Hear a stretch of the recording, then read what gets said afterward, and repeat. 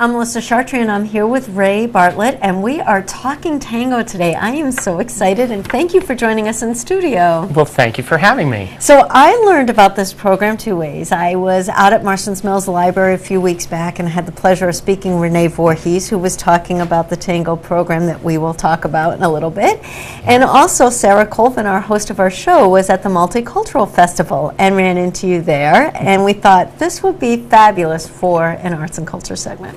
Well, it's great to be here, and it was just by pure chance that I ran into Sarah, and she recommended contacting you folks, Yes. and it worked out well. It worked out great. So before we get into the actual tango that takes place right here in Barnstable, right in Marstons Mills, how did you get involved in tango? Oh boy, that's a The Reader's good Digest question. version, yes.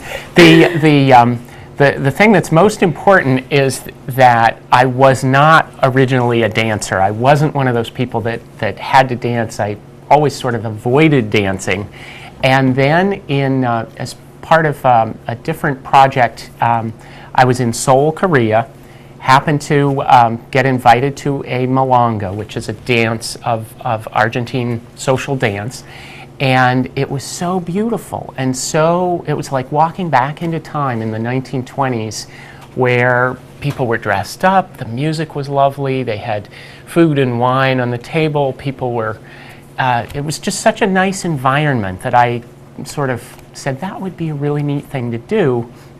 But it wasn't until years later, actually, that I started taking lessons and got, what's the word?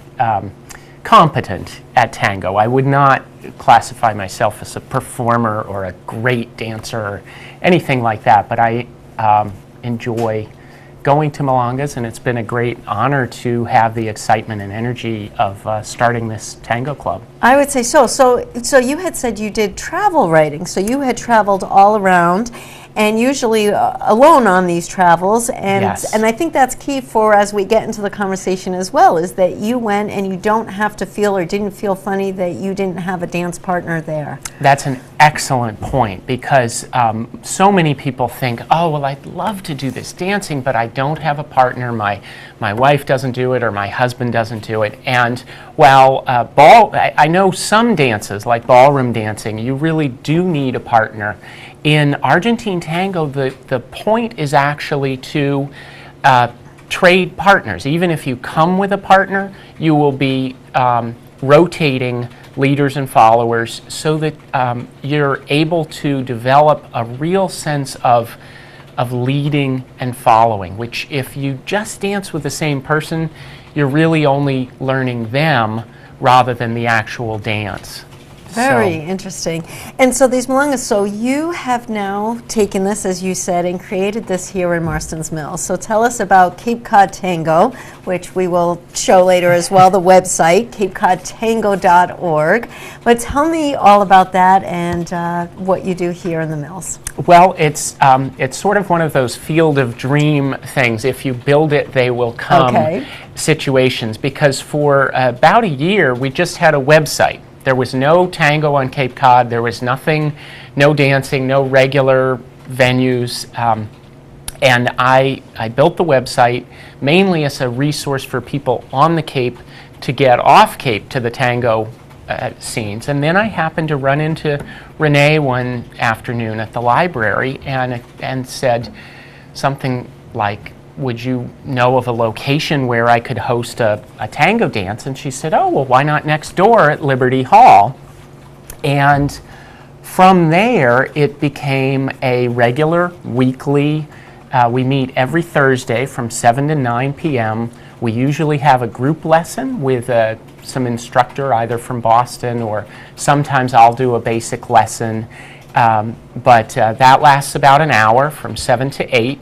And then from 8 to 9, we have sort of free dancing practice, and we dim the lights a little bit, and there's food and sort of small nibbles, that kind of thing. It sounds lovely. Now, to be involved in that, or is that the demonstrations or the first lesson is free?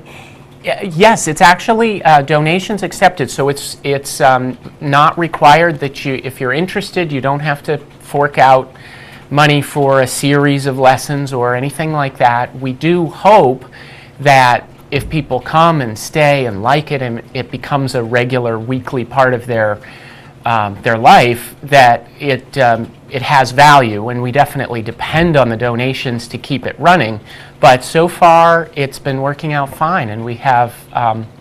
We're coming up on our first year anniversary. Yes, very exciting. April 4th is your first year anniversary, and you're going to celebrate it by dancing, of course. By dancing, yes. We're going to have a big all-out party in Argentine Tango style. One of our members is a great sort of, I joke that she's a party animal, even though it's more like an organizer and prep person. So she's handling all of these arrangements. We're going to have lots of food, potluck, and dancing the whole time. The whole night. Yeah. Now, Argentine Tango, you say it's not what you see on Dancing with the Stars. So tell me about that. I didn't realize there's different styles within tango. Yes, it's sort of, there's a long, complicated story that I won't get into here, but the basic, I think, difference is that Dancing with the Stars is aimed at performing. So you do tend to dance with a partner.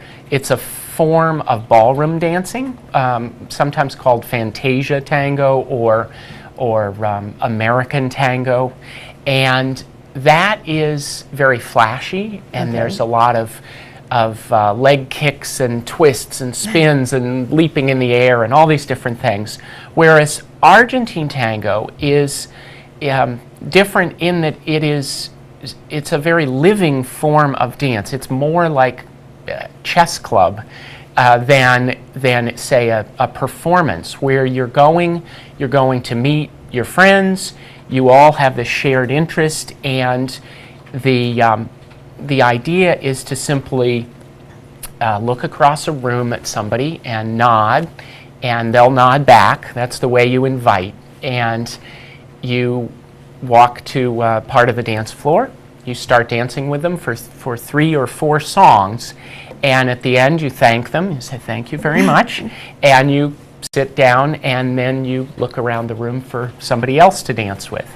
And it's very challenging and almost addicting to develop to the point where you really can look at a total stranger, and maybe you saw her dance or she saw you dance, and there's some interest in dancing there. But the difference is you could never do Dancing with the Stars with a total stranger right from the start. Whereas Argentine Tango, it's not as flashy, but it is amazing to invite somebody that you've never even spoken with before, or you may not. I went back to Korea recently and danced tango there with some people that speak Korean, only Korean, and I speak mainly English, and we didn't have to speak. We could still dance. I think that's remarkable. So that's that universal language and connection, and I love how you say it's that social aspect to it, and that you don't have to be intimidated if you are alone. That what a wonderful way to get out and meet people, and I think emphasize that end of it too. It's just as much the dance experience as it is just that social togetherness. Exactly, and it's funny because it's even not a requirement that you actually dance. A lot of people, in fact, when I first started out, I would go to travel writing. I would be in a strange city. I would look up the tango club. I would go to a milonga, even though I couldn't dance, just to talk, listen to the nice music, eat the food, meet friends. And it's really amazing that it has sort of all of these aspects, not just say, ballroom style, we're going to perform or we're going to do this one-time show and then it's over. Right. This could actually be lifelong friendships and connections, I imagine. Exactly. So this is fantastic. Well, I thank you so much for coming in. Congratulations on your 1 year. And Thank you very again, much. that's April 4th. You can get, for our viewers, you can get all the information at capecodtango.org. And next time I'll have to come and we'll bring the cameras and I'll give it a try. I tend to lead instead of follow. That's very different. So this should be very interesting. Yeah, it would be great if you can come. And it's also important to say that there are women leaders. It's generally male leaders and female followers. But tango started in the barrios of Buenos Aires.